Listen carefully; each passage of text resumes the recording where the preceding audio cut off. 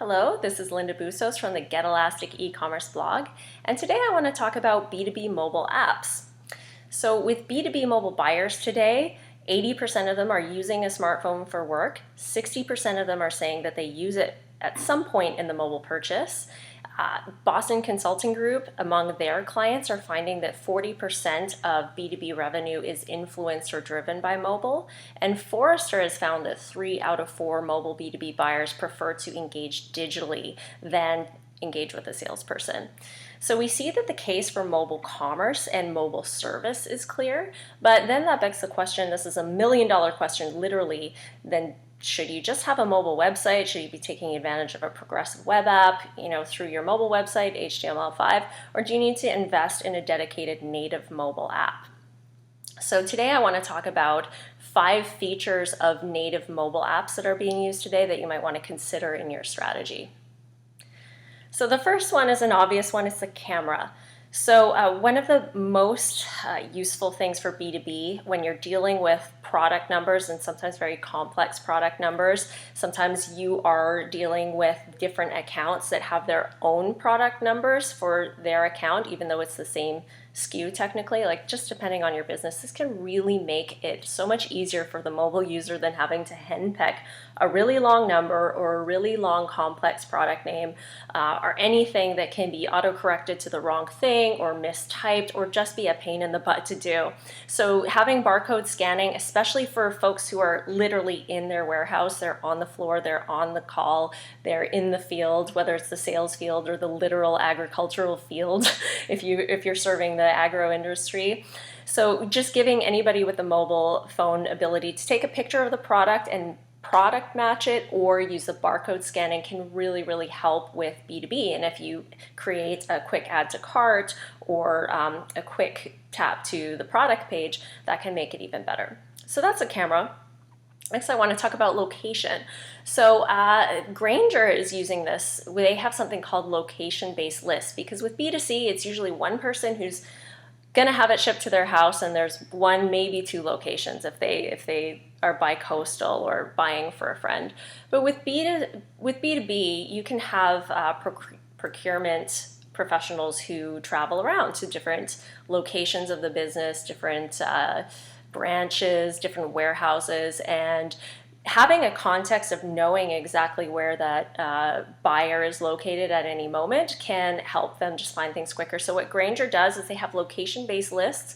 So if you have a product list but you're in warehouse X, it will tell you, it will actually sort the product results when you do a search or category browsing by inventory availability, proximity to where you are, fastest shipping time, that kind of thing. I've also seen maps integrations where there's actual turn-by-turn directions to the local cash and carry depot or any type of local place where you can pick up your order instead of having it shipped. So those are 2 ways you can use locations in your mobile B2B app. The third one is notifications. So when you're doing B2C, you're usually doing notifications based on marketing or maybe an order update or something about customer service, right? Just an alert to that. But with B2B, there's actually another way to take advantage of notification. So this example is actually Grainger striking again. So they actually surveyed their customer, which is a great thing to do. So their customer base, they found that an average of 5 people are touching a sale from front to back. They need 42 different touches in between steps within that process and 3 approvals.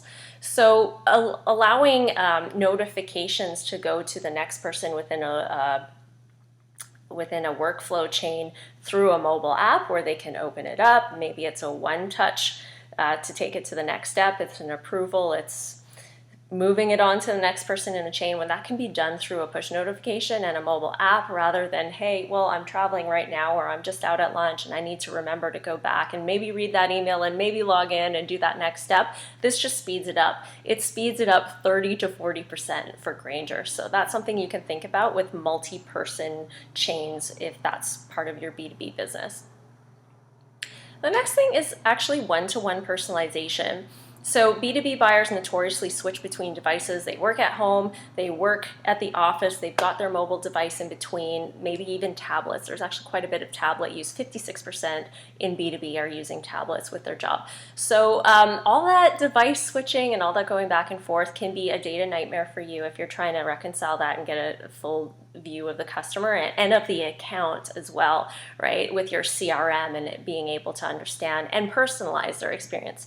So the nice thing about the native app is that it's completely a walled garden of that data, and if you can encourage a customer to only use the native app to do all of their engagement or most of their engagement because it's always on, then you have a great opportunity to do better and more personalized one-to-one targeting. And finally, I want to talk about utility apps. So these are just applications and features that you can offer that aren't transactional. It's not about making a sale. It's really about providing something of value to your customer, which may have a branding effect or otherwise strengthen the relationship. And kind of the king of this strategy in the B2B space is Caterpillar.